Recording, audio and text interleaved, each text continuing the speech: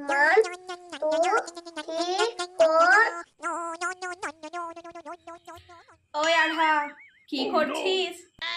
এই যে বিরিয়ানি খাচ্ছি। মানে আমি তো দেখতে পাচ্ছি তুই পড়াশোনা করছিস। সবই যখন জানো আমাকে কেন জিজ্ঞেস করছো? তোমার বাড়িতে কাজ নাই? এমনিতে মা পিঠাতে লাল করে দিচ্ছে, আর আপনারা তুমি আমার মাথা খেতে এসেছো। যাও এখান থেকে, আমি পড়াশোনা করছি। আমাকে ডাকবো? মা রাখো, আমার আন্টি আমাকে ডিস্টার্ব করছে।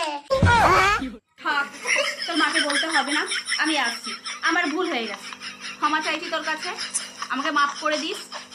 আমি আর তোকে কোনোদিন জিজ্ঞেস করবো না ভাই, আসছি।